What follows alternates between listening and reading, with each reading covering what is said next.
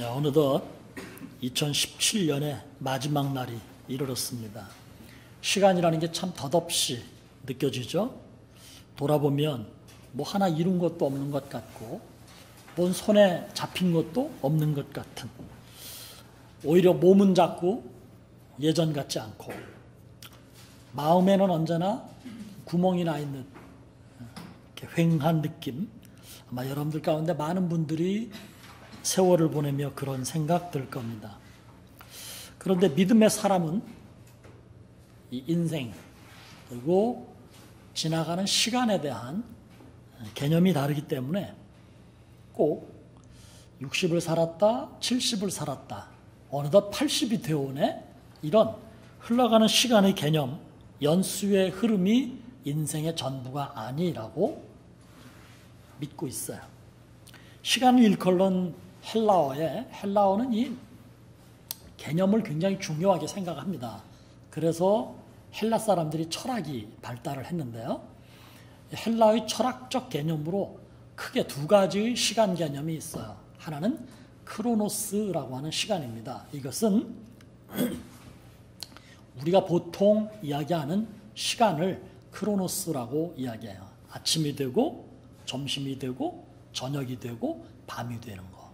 어제는 지나가고 오늘을 맞이했는데 오늘도 가면 내일이 오는 거. 이렇게 그냥 자연스러운 순리에 의해서 흘러가는 물리적 시간을 크로노스라고 이야기합니다. 이 크로노스는 누구에게나 공평하게 주어져 있는 시간이에요.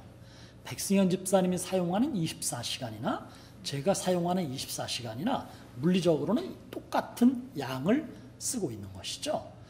제가 살았던 지난 세월이나 이성호 집사님께서 사셨던 지난 세월이나 그 연수는, 우리 나이의 차이는 있지만 지나온 시간의 연수는 다 같은 양의 시간들을 보내고 있다는 것이죠. 그러니까 2017년은 지나가고 2018년이 새로 오는데 이건 누가 잡을 수도 없고 이걸 누가 막을 수도 없는 것. 이걸 이제 크로노스라고 이야기해요. 한편에 이제 이 크로노스라는 시간 개념 말고 카이로스라고 하는 시간의 개념이 또 있어요. 이건 조금 달라요. 모든 인간에게 똑같은 양으로 주어진 공평한 시간, 그것을 크로노스라고 한다면 이 카이로스는 물리적인 양은 같지만 그것을 받아들이거나 혹은 그것을 사용하거나 혹은 그것을 생각하는 시간의 개념이 다른 것이죠. 상대적 그리고 질적인 시간을 카이로스라고 이야기해요. 어떤 사람들에게는 그냥 세월 하루 가는 것, 한 해 한 해 가는 게 그냥 별 의미 없이 그냥 갈 수도 있어요. 그러나 또 어떤 사람에게는 이 시간, 이 순간, 바로 지금, 이것이 너무나 소중하거나 너무나 의미가 있는 시간이 되는 것이죠. 옆에 있는 사람은 딴 생각을 하거나 혹은 잠을 자거나 혹은 그 사람만의 의미가 있겠지만 나와는 관계없는 무의미한 행동을 하지만 나는 이 시간이 너무나 소중해서, 나는 이 시간에 경험하는 것이 너무나 귀해서 이 순간에 내 안에 어떤 변화가 일어난다든가 이 짧은 시간에 내 삶에 어떤 의미가 부여되는 시간, 그런 것들을 이제 카이로스라고 이야기해요. 오늘 이 자리에 오신 여러분, 우리가 똑같이 2017년을 보내고 2018년을 맞이합니다. 그러나 그래, 2017년은 다 같이 뭐야, 이제 뭐 몇 시간 남지 않았는데 이게 무슨 의미가 있어가 아니라, 비록 다 지나간 2017년 그 마지막 날 끝자락에서 1년의 가장 끝자락 하나를 손끝에 잡고 있는 이 시점이지만, 오늘 이 예배를 통해서 이 예배에 임하는 여러분들이 마음에 감동이 있고 날 사랑하시는 하나님의 은혜를 깨닫고 내가 어떤 존재인지, 인생이 무엇인지를 한 번 더 생각하면서 여러분 안에 변화가 일어나고 여러분이 하나님의 사람으로 또 한 번 새로워지는 복된 시간이 되시기를 주님의 이름으로 축복합니다. 이 고백이라는 말은요,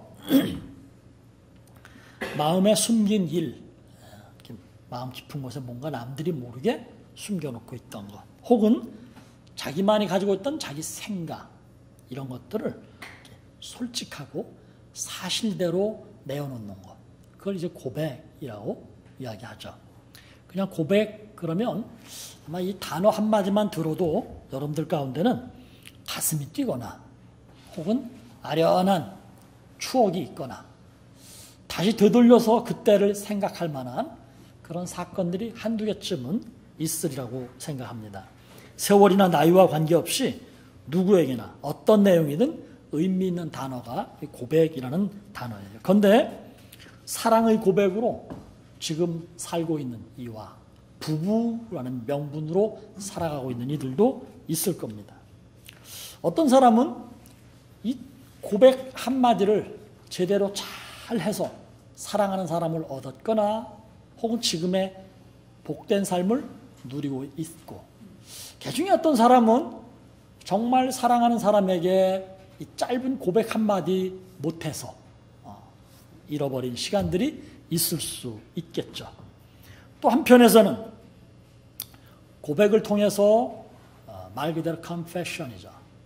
내 안에 잘못된 것 혹은 죄책 이런 것들을 솔직하게 털어놓음으로 마음의 죄책감을 덜어버리고 죄로부터 해방이 되어서 좀 더 가볍게 살아가는 사람들이 있는가 하면, 다른 한편에서는 마음은 있지만 정말 그 잘못을 고백하지 못해서, 죄책을 고백하지 못해서 평생 마음의 짐을 지고 사는 사람들도 있습니다. 인생이 달라지는 것은 여러 가지 조건들이 있겠지만 그 중에 하나가 이 고백도 굉장히 중요한 조건 중에 하나라고 생각해요. 아우구스티누스라는 중세의 신학자가 썼던 유명한 고백록이라는 책이 있어요. Confession이라는 책인데요. 이 Confession이라는 제목의 책은 유명한 사람들이 쓴 것은 대략 한 3개 정도 돼요. 하나는 이 아우구스티누스가 자기가 이방 종교에 빠졌다가 뭐 별자리도 보고 뭐 점도 치고 그러는 이방 종교에 빠졌다가 회심을 해서 기독교인으로 돌아오는 과정을 담았던 자기 고백의 이야기가 이 고백록에 담겨 있어요. 두 번째로 유명한 책은 톨스토이가 쓴 Confession, 고백록이에요. 톨스토이는 아주 유명한 소설가, 러시아의 문호죠. 이 톨스토이가 역시 자기가 어떻게 기독교인이 되었는가를 이 고백록에서 밝히고 있어요. 젊어서 그는 굉장히 화려한 세계를 동경했습니다. 마침 유산도 많이 물려받았고 또 일찌감치 책을 쓰면서 인세 수입이 많이 생긴 거죠. 돈이 많았어요. 그래서 이 톨스토이가 모스크바의 상류 그 계층이 노는 그 물에 가서 톨스토이가 놀기 시작했습니다. 엄청나게 술도 마시고 타락한 삶을 통해 뭔가 인생의 쾌락을 누리고 싶었던 거죠. 그는 결혼을 또 했어요. 아내와 13명의 자녀를 두었습니다. 소위 말하는 다복한 가정입니다. 그는 자기가 꿈꾸거나 하고 싶었던 야망들을 하나하나 이루어가거나 경험해 가면서 이것이 인생의 행복 아닐까? 이게 바로 성공 아닌가? 스스로에게 물었어요. 그런 어느 날 이 톨스토이에게 스스로에게 들려온 질문이 하나 있었는데 그게 이런 질문이었어요. 내가 이대로 가다가는 언젠가는 죽지 않겠는가? 어느 누구도 죽음을 피하지 못하고 다 죽었는데 나라고 어찌 죽음을 피할 수 있겠는가? 그렇다면 죽음을 기다리며 사는 내 인생은 무슨 의미가 있는가? 심각한 실존적 고민이었죠. 톨스토이는 뒤늦게 이 고민, 이 깊은 인생의 실존적 질문에 답을 내리기 위해서 철학을 공부했습니다. 그리고 과학을 공부했습니다. 나는 왜 사는가? 인생이란 무엇인가? 인생, 나는 어디에서 왔으며 어디로 가는 존재인가? 그가 수많은 공부를 하며 수많은 책을 읽으며 사유했지만 정답을 얻지 못했는데 어느 날 러시아 농부들이 예배를 드리는 장면에서 함께 예배를 드리는 과정에서 그의 깊은 깨달음이 왔습니다. 죽음의 문제는 내 손으로 어찌할 수 없는 것. 내가 어디서 왔는지 그리고 어디로 가는지에 대한 대답은 하나님만 하실 수 있는 것. 나는 하나님의 창조물이다. 그리고 내 인생의 삶과 죽음은 하나님이 주관하신다는 것. 이 톨스토이가 예배를 드리는 과정에서 이 귀한 진리를 깨닫게 됐어요.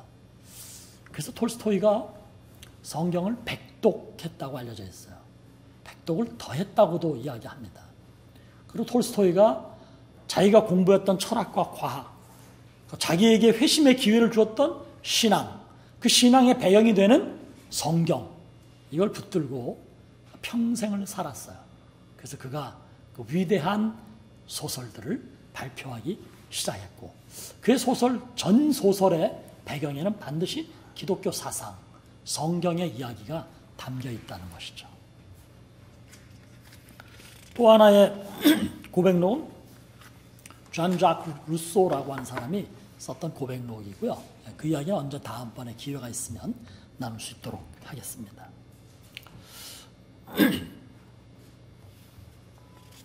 여러분, 오늘 우리가 읽었던 본문 말씀의 주인공은 영생의 말씀이 계심에 우리가 누구예요로 알겠습니까? 라고 물었던 사람은 베드로라고 하는 인물이에요. 아마 베드로라는 인물에 대해서는 신앙생활을 오래 하지 않은 분들도 한두 번 다 들었던 기억이 있을 거예요.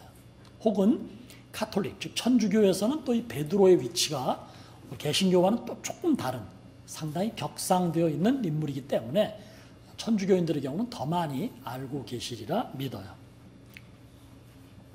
그는 여러분 아시는 대로 본래 갈릴리에서 고기 잡는 어부였어요.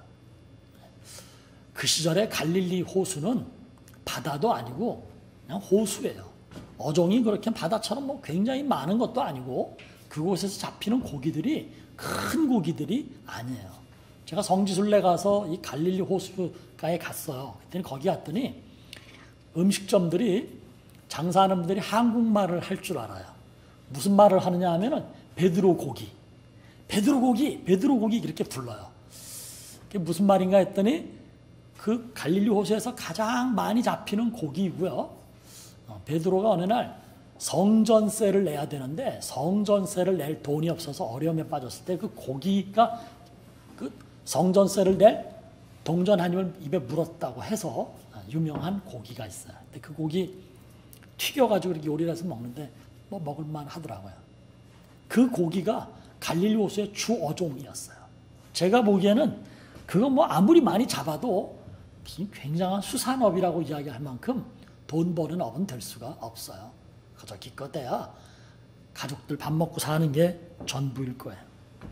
그는 그곳에서 태어났고 그곳에서 그곳의 고기를 잡았고 아마도 그곳에서 죽을 사람이었겠죠. 그렇게 살다가 갈 한 이름 없는 어부 베드로. 그런데 그에게 변화의 계기가 되는 사건이 생겼어요. 어느 날 예수님이 그 마을에 오셨습니다. 근데 그 시간에 베드로는 자기 형제들과 친구들과 함께 배를 몰고 나가서 그물질을 했는데 밤이 새도록 그물질을 했지만 단 한 마리 고기도 잡지 못했다고 돼 있어요. 바로 그때 예수님이 오셔서 베드로가 탔던 그 배를 잠시 빌려서 그 배에 올라서 모여든 사람들에게 하나님의 말씀을 증거하셨어요. 그리고 베드로를 향해서 다시 배를 타고 나가서 그물을 던져라. 깊은 곳에 가서 그물을 던져라 라고 말씀하시죠. 베드로가 그 예수님이 말씀에 그냥 저 같은 사람이라면 자존심도 살아있고 민망함도 있고 그러면 됐습니다. 뭐 다음에 잡죠. 그리고 들어갈 수도 있겠지만 베드로는 참 순진한 사람이었고 동시에 베드로는 사람을 보는 눈이 있었던 것 같아요. 베드로가 예수님의 말씀에 순종해서 깊은 곳에 가서 그물을 던졌더니 그물이 엄청나게 고기들이 잡혔다는 거예요. 얼마나 좋겠어요. 빈손으로 갈 뻔했는데 엄청난 고기를 잡았으니까. 그런데 베드로가요, 거기서 기쁨보다도 그 짧은 순간에 이 사람이 누군가, 어찌 내게 이런 일들이 일어나는가, 여러 가지 생각이 스치면서 자기 자신을 보게 되죠. 베드로가 그때 예수님께 나와서 엎드립니다. 주여, 나를 떠나소서. 나는 죄인입니다. 이게 이제 베드로의 첫 번째 고백이에요. 베드로가 비록 시골에서 고기나 잡던 어부였지만 그래도 그는 뭔가 생각이 있었고 마음의 심지가 있었던 인물임이 틀림없어요. 나중에 그의 살아가는 삶의 행보를 본다면 더더욱 그래요. 아마도 베드로는 비록 갈릴리 호수에서 고기나 잡는 어부였지만 그의 마음에는 진리에 대한 대단히 심각한 도전이 있지 않았을까. 어쩌면 그는 나에게 진리를 가르쳐주거나 진리의 세계로 인도해줄 선생님, 멘토가 없다라는 것이 몹시 아쉽지는 않았을까. 그런데 어느 날 갑자기 나타난 예수라는 분, 그분이 나에게 내 인생을 확 뒤집어 버리는, 한 마리의 고기도 잡지 못해서 낙심해 있던 내게 깊은 곳에 가서 고기를 잡으라는 말에 순종했더니 엄청난 고기를 잡아온 사건. 베드로는 거기서 단순히 고기를 잡았다는 거에 만족하거나 기뻐하지 않았던 거죠. 이게 무슨 상황일까? 저분은 도대체 누구란 말인가? 저분 앞에 서 있는 나는 어떤 존재인가? 그 짧은 시간에 베드로가 수많은 생각을 했습니다. 그리고는 자기의 부끄러운 모습을 들여다보게 된 거죠. 나는 저분처럼 능력 있는 분, 저분처럼 내 심중을 꿰뚫거나 이 상황을 다 꿰뚫어 보시는 저분 같은 상대할 수 없는 존재임을 알았던 것 같아요. 그러니까 자기를 죄인이라고 고백한 거죠. 이게 베드로의 첫 번째 고백입니다. 나는 죄인입니다. 그런데 예수님이 베드로에게 나를 따르라 그랬을 때 베드로가 배와 그물과 가족을 버려두고 예수님을 쫓았다라고 말씀하고 있어요. 그가 예수님의 제자가 되는 첫 번째 배경, 그리고 첫 번째 고백은 나는 죄인입니다 였어요. 두 번째는 어느 날 예수님이 제자들을 데리고 여행을 떠나셨다가 가이사랴 빌립보라고 하는 지역에서 예수님이 제자들에게 물었습니다. 사람들이 나를 누구라고 하느냐? 그랬더니 뭐 누구라고도 합니다. 누구라고도 합니다. 예수님이 이번엔 제자들에게 물었습니다. 그러면 너희는 나를 누구라고 하느냐? 많이들 대답 못하고 있는데 베드로가 대답을 했습니다. 여러분이 짐작하시는 대로 마태복음 16장 16절 말씀인데요. 주는 그리스도시요 살아계신 하나님의 아들입니다. 이 베드로의 고백이었어요. 근데 이 고백은 죄책을 고백하는 게 앞에 것이었다면 두 번째 고백은 신앙을 고백하는 거예요. 예수님이 누구시다라는 것을 아주 명쾌하게 이야기하는 거예요. 정답이었어요.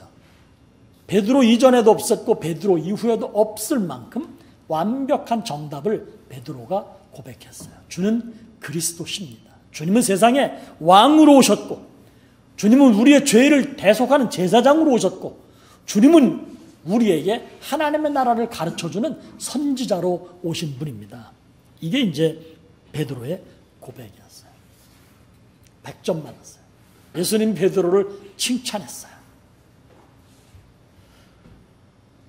이후에 모든 그리스도인은 예수 그리스도가 예수님이 누구신가를 고백할 때 이 베드로의 고백, 이걸 정답으로 놓고 이걸 원형으로 놓고 여기서 모든 고백이 파생되게 됐어요. 우리의 고백도 이 베드로의 고백과 똑같은 고백이죠. 문제는요, 이렇게 정답을 얘기했던 베드로가 세월이 좀 지나서 예수님이 체포당했을 때 문제가 생겼어요. 예수님이 로마 병사들에게 체포당했고 유대의 재판장에서 재판을 받을 때 베드로가 몰래 재판장에 있어서 방청하고 있었죠. 근데 그곳에서 사람들이 베드로를 향하여 너도 저 사람과 같이 있었지 않느냐? 너도 저 사람의 제자가 아니냐? 너도 저 사람을 따라다니지 않았느냐? 라고 물었을 때 베드로가 연거푸 3번 나는 저 사람을 모릅니다. 저 사람과 나는 상관이 없습니다. 라고 예수님을 부인했던 아주 유명한 사건이 있어요. 상상할 수 없었고 있어서도 안 되는 일이 베드로에게 일어난 것이죠.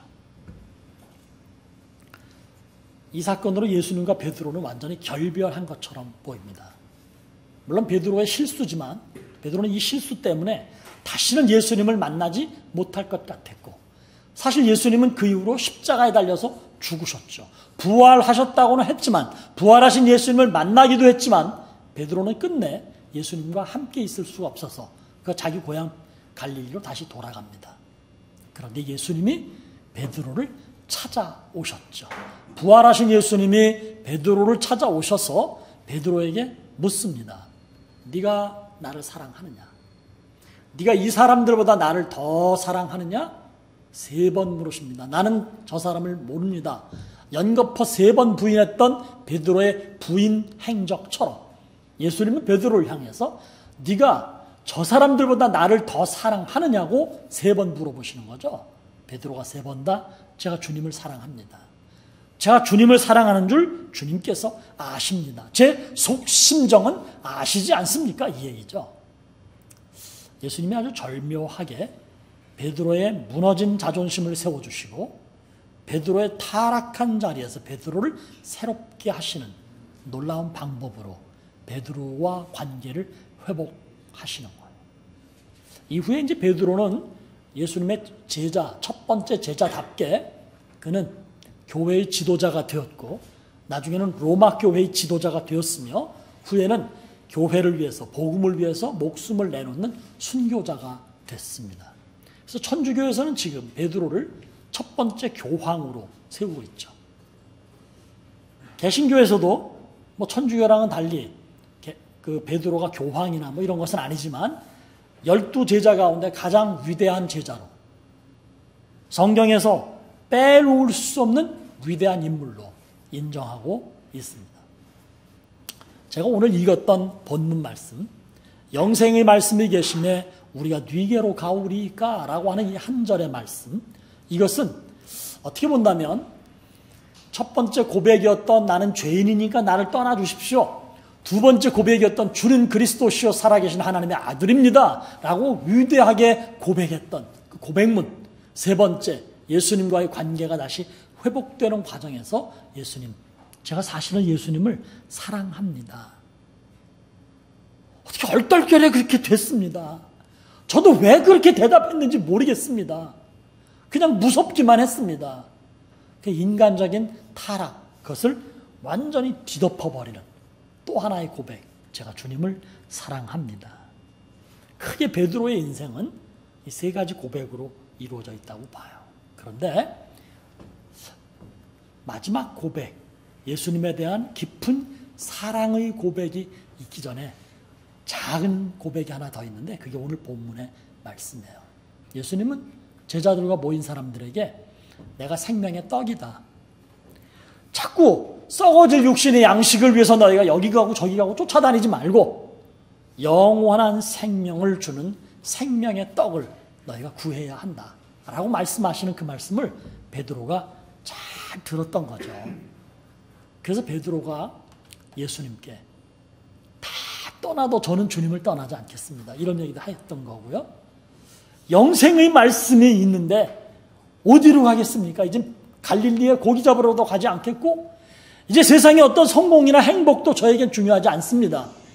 그거보다 훨씬 더 가치 있고 훨씬 더 소중한 것, 그것은 바로 주님 당신입니다. 당신이 내게는 영원한 생명의 떡입니다. 베드로가 이렇게 고백했어요.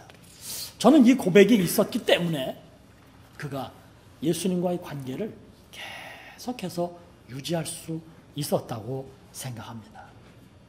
베드로처럼 고백을 많이 한 사람이 성경에 없어요.